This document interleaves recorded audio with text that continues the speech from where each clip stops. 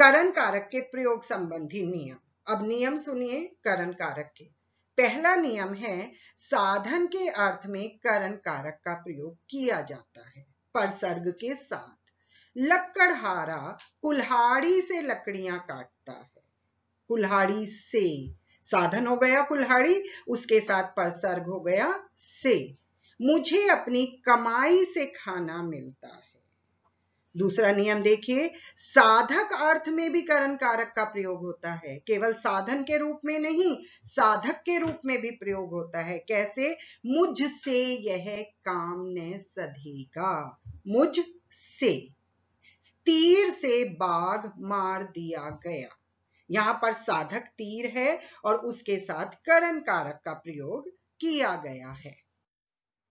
आगे और नियम देखिए करण कारक के। भाववाचक संज्ञा से क्रिया विशेषण बनाते समय भी करण कारक का प्रयोग किया जाता है। आशा है आप सब भाववाचक संज्ञा के बारे में भी जानते होंगे और क्रिया विशेषण के बारे में भी जानते होंगे। तो देखिए, नम्रता से बात करो। नम्रता भाववाचक संज्ञा है और जब इसका क्रिया विशेषण बनाते हैं तो से का प्रयोग किया जाता है। उत्पत्ति सूचक के अर्थ में भी करण कारक का प्रयोग होता है। किसी चीज की उत्पत्ति होना, जन्म होना, खोजना, वहां भी करण कारक का प्रयोग होता है। जैसे कोयला खान से निकलता है। गन्ने के रस से चीनी बनाई जाती है। अगला नियम देखिए, प्यार, मैत्री, वैर, ये जो भाव हैं, इनमें भी करण कारक का प्रयोग होता है। जैसे राम की रावण से शत्रुता थी। यहां पर रावण जो है वहां शत्रुता के लिए रावण का प्रयोग किया गया है, तो इसलिए ये करण कारक के रूप में प्रयोग किया गया है। कारक का चौथा नियम, भेद। कारक का चौथा भेद होता है संप्रदान।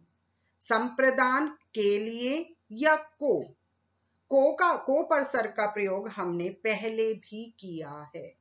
कर्म को, वहां पर क्रिया का फल जहां पड़ता है तो कर्म कारक होता है, लेकिन जहां पर देने का भाव होता है वहां पर संप्रदान कारक के लिए को का प्रयोग किया जाता है। कर्म और संप्रदान का एक ही विभक्ति चिन्ह है को, परंतु दोनों के अर्थों में अंतर है। दोबारा से बताया जा रहा है, ध्यान से देखिए। संप्रदान का को के लिए अव्यय के स्थान पर होता है। के लिए, उसके स्थान पर को का प्रयोग किया जाता है, जबकि कर्म के को का के लिए के साथ कोई संबंध नहीं होता।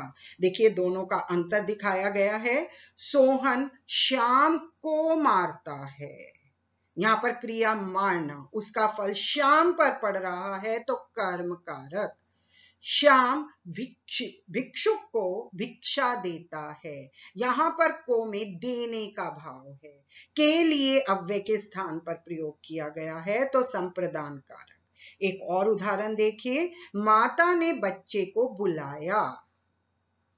यहां पर कर्म कारक। अध्यापिका ने छात्रों को मिठाइयां दी। छात्रों के लिए मिठाइयां दी, छात्रों को मिठाइयां दी तो संप्रदान कारक। तो इस भेद का ध्यान रखिए कि जहां पर क्रिया का फल पड़े वहां कर्म कारक और जहां देने का भाव हो वहां संप्रदान।